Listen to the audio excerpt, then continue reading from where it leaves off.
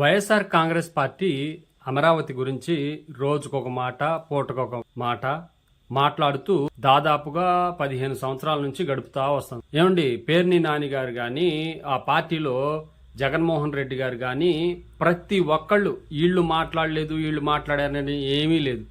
అందరూ అమరావతిని ద్వేషిస్తూ కొన్ని రోజులేమో అమరావతికి అనుకూలం అంటారు, అమరావతికే అనుకూలంగా మాట్లాడుతున్నాము, అమరావతి అంటే ఎవరికి ద్వేషం లేదు, అమరావతి అంటే మాకు ఇష్టమే, మా ప్రాంతంలోనే కదా అని చెప్పి మాట్లాడిన వాళ్ళు తప్ప ఏ రోజు కూడా ఇది మేము కాదని అనలేదు అని చెప్పరు. మళ్ళీ విజయవాడకి రాజధాని అంటారు, మళ్ళీ 3 రాజధానులు అంటారు. ఇప్పుడు లేటెస్ట్ గా ఏంటంటే కూటమి ప్రభుత్వం ఏం చేశారంటే అమరావతి ప్రాంతానికి సులువుగా వెళ్ళటానికి, అంటే గతంలో మీకు తెలుసు కదా, కరకట్ట మీదకి వెళ్ళి అక్కడ చాలా ఇబ్బందులు పడ్డారు, ట్రాఫిక్ జామ్ అయిపోయి. ఏమండి, ప్రభుత్వం ఈ కూటమి ప్రభుత్వం అమరావతికి వెళ్ళడానికి సులువైన మార్గం కోసం దాదాపు 6 నెలల్లోనే కట్టేశారు. ఏంటిది, సులువుగా ఉండటం కోసం స్టీల్ బ్రిడ్జి కూడా కట్టి అది మొన్న చంద్రబాబు నాయుడు గారు నిన్న ఓపెన్ చేశారు కదా. ఓపెన్ చేసిన దాన్ని పేర్ని నాని గారు మాట్లాడుతున్నారు చూడండి. ఆ స్టీల్ బ్రిడ్జి గురించి ప్లస్ అక్కడ ఎమ్మెల్యేలకి ఎమ్మెల్సీకి వాళ్ళకి క్వార్టర్స్ ఇస్తున్నారు, వాళ్ళు ఉండటానికి ఇచ్చిన ఎమ్మెల్యే క్వార్టర్స్ అవన్నీ వాటి గురించి మాట్లాడుతున్నారు చూడండి పేర్ని నాని గారు. ఏంటండి, ఇప్పుడు వీళ్ళకి అనుకూలంగా జగన్మోహన్ రెడ్డి గారు ఏది మాట్లాడితే అదే మాట, వీళ్ళకి నిర్ణయాలు ఉండవు. వాళ్ళు అందరు కూర్చొని చర్చించి ఒక దాని మీద స్టాండ్ అవ్వాలని లేదు. మళ్ళీ మాట అంటే జగన్మోహన్ రెడ్డి గారు మాట ఇచ్చారంటే మాట తప్పరు, మడమ తిప్పరు అంటారు. మీరు ఓపెన్ గా చెప్పండి, ఎవరైనా సరే ఎన్నిసార్లు అమరావతి విషయంలో ఎన్నిసార్లు మాటలు తప్పారు, ఎన్నిసార్లు మాట్లాడారు? ఏమండి, ఏదనంటే జగన్మోహన్ రెడ్డి గారు మాట తప్పడు మడమ తిప్పరు అంటారు, ఎన్నిసార్లు మడమ తిప్పారు? ఏమండి, అనుకోవడానికి కొంచెమైనా మీకు లేదు. పేర్ని నాని గారు మాట్లాడుతున్నారు. ఒక అపార్ట్మెంట్ 9 అంతస్తుల అపార్ట్మెంట్ కట్టి 6 సంవత్సరాలు ఎమ్మెల్యే క్వార్టర్స్ భూమి మొదలైపోయింది. 3500 ఒక ఎమ్మెల్యే ఎవడన్నా ఉంటాడా? చూద్దాం, రేపు సెషన్ కి ఎవడుంటాడో. ఇవాళ హ్యాండ్ ఓవర్ చేస్తా అంటున్నారు కదా, రేపు సెషన్ నుంచి ఆ ఎమ్మెల్యే క్వార్టర్లు ఎవడుంటాడు?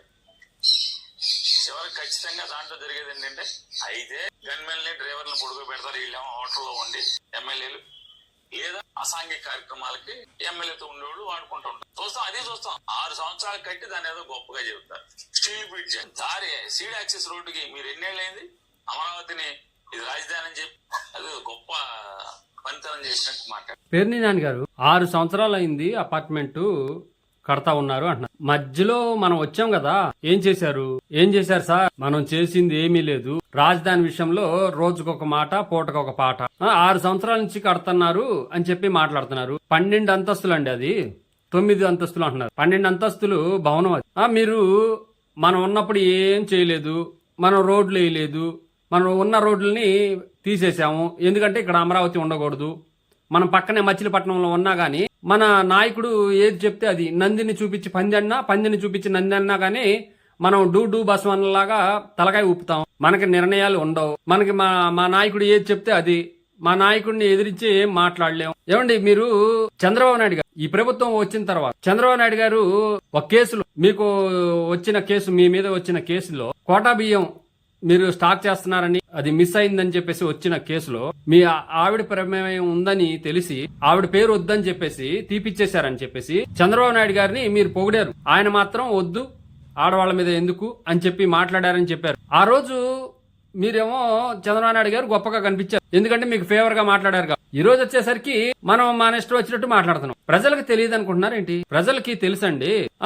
అమరావతిలో ఇప్పుడు స్టీల్ రోడ్ వేస్తే దాని గురించి కూడా వ్యతిరేకంగా మాట్లాడు. కొన్ని రోజులు అమరావతి అనుకూలం అంటారు, కొన్ని రోజులేమో కాదంటారు. ప్రజలు ఓస్తారండి మిమ్మల్ని. దగ్గరుండి, మచిలీపట్నం దగ్గరుండి ఇటువంటి మాటలు మాట్లాడుతూ ఎవరు మాట్లాడక ముందే బయటకు వచ్చేసి ప్రెస్ మీట్ పెట్టేసి సెటైర్